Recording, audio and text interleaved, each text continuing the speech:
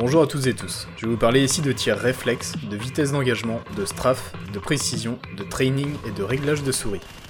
Donc pour régler correctement votre sensibilité, il faudrait dans l'idéal qu'effectuer un tour sur vous-même représente la largeur de votre tapis de souris.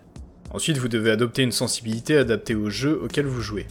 Par exemple sur Battlefield le jeu est nerveux, on saute, on court constamment et on a affaire à des cartes assez ouvertes où il est important d'avoir un rayon d'action allant jusqu'à 360 degrés sur un laps de temps réduit. A l'inverse, si je prends CSGO, les maps sont plutôt closes et les confrontations se déroulent rarement sur plus de 2 lignes en même temps, nous permettant de nous focaliser sur un champ de vision réduit pour une sensibilité plus basse et plus de précision sur un faible rayon d'action. Sur Tarkov, la majorité des maps sont ouvertes, mais le champ de vision est souvent obstrué par le relief et les engagements se concentrent principalement sur un seul axe. Il convient donc d'avoir une sensibilité plutôt basse en privilégiant la précision à la réactivité horizontale. Alors naturellement, certains arrivent à garder un bon contrôle via des micro-mouvements sur une forte sensibilité en limitant leur fatigue musculaire. Malheureusement, tout le monde n'a pas cette chance et bon nombre d'entre nous sont obligés de sélectionner une sensibilité faible couplée à de larges mouvements du poignet pour rester précis. Par exemple, dans mon cas sur Tarkov, si je veux garder une précision optimale, je dois régler ma souris sur 800 dpi et 0.30 en jeu, ce qui revient à faire un total de 40 cm pour réaliser un 360, que je ne ferai jamais bien entendu car 120 degrés d'action reste suffisant, mais cette faible sensibilité me permettra en revanche d'ajuster plus rapidement une cible lointaine car ma main aura une plus grande marge de manœuvre au centimètre sur tapis par pixel à l'écran. Donc pour trouver votre propre sensibilité optimale, l'exercice est simple, vous fixez un point proche de vous et tentez de le garder au maximum dans votre viseur en effectuant des pas de côté ou des mouvements aléatoires. Si vous voyez que vous le perdez, baissez peu à peu votre sensibilité jusqu'à trouver le bon rapport entre confort, fatigue musculaire et précision. Essayez dans la mesure du possible de réaliser cet exercice sur un autre FPS que Tarkov car l'arme effectue un balancement naturel ne rendant pas le test facile. Une fois que vous avez trouvé votre sensibilité souris, ajustez ensuite la sensibilité en jeu et le tour est joué. Vous pourrez ainsi travailler votre jeu de jambes en restant le plus précis possible. Maintenant voyons du côté du balancement, qui rend Tarkov réaliste mais beaucoup moins évident qu'un jeu arcade lorsqu'il s'agit d'aligner une cible. Que ce soit en visée épaulée ou à la hanche, vous constaterez au moins 3 types de balancement. Il y a le balancement multi-axial aléatoire, naturel lié à notre propre stabilité et notre respiration, qui sera peut-être réduit avec l'évolution des compétences. Il y a aussi le balancement horizontal lié à nos mouvements de jambes de gauche à droite par exemple, qui tend à dévier le canon dans le sens opposé à celui de la marche. Et enfin, il y a le balancement lié à la partie haute du corps, et plus particulièrement au bras, qui fait que vous perdez temporairement la maîtrise de l'arme après un mouvement sec horizontal. Cet effet est d'autant plus flagrant lorsque vous effectuez un strafe ou après avoir fait volte-face, vous verrez votre canon se déplacer à l'extrémité de votre curseur pour continuer sa course et revenir à sa position initiale. Cette dérive ne dure pas longtemps mais reste suffisante pour tirer à côté de votre cible, que ce soit dans le sens opposé au mouvement si vous strafez, ou au-delà de la direction voulue si vous effectuez une rotation rapide suivie d'un arrêt sec. J'ai longtemps pensé qu'il était impossible de rester précis en strafant à cause de la poussée du canon causée par le mouvement de nos bras. Mais j'ai enfin trouvé une méthode pour contrer cet effet qui revient à faire une sorte de carte de cercle et de faire feu aux 3/4 de la course comme si on tirait à la fronde. Ça revient en gros à faire un no-scope sur BF1 ou CSGO avec l'illusion de lifter la balle façon Wanted comme vous pouvez le voir grossièrement dans cet extrait réalisé au TT Pistol. Alors je vous vois venir et me dire « Ouais mais on n'est pas là sur Call of Duty à faire du 360 no-scope et tu dis souvent toi-même que tu aimes le jeu par son gameplay réaliste. » Je ne dis pas le contraire bien entendu, mais il ne s'agit pas ici de faire un 3-6 juste pour le fun et le challenge. D'ailleurs il n'y a qu'à voir le Dev Report 2016 pour se rendre compte que certains styles de tir restent anecdotiques comme le tir à la libanaise par exemple.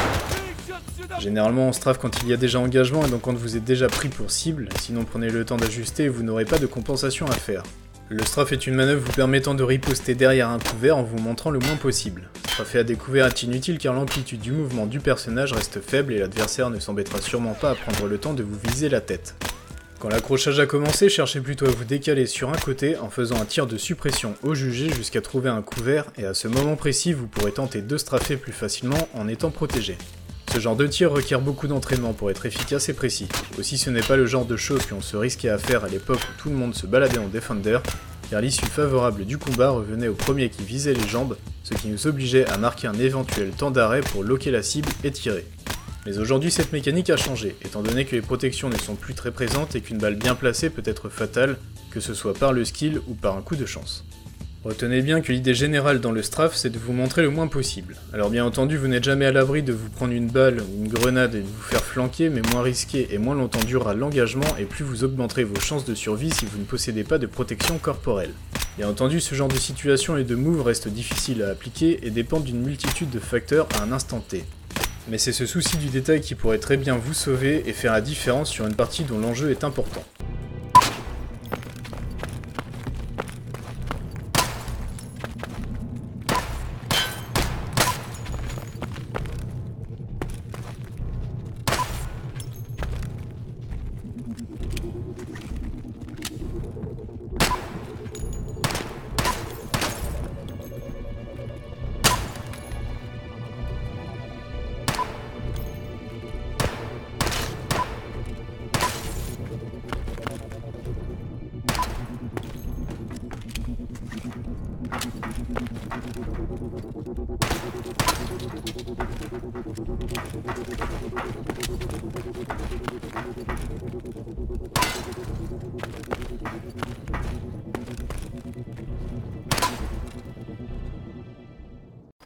Passons maintenant à la phase pratique, en travaillant le tir réflexe et tir de précision en tirant sur cible de manière statique ou en mouvement en suivant un parcours par exemple.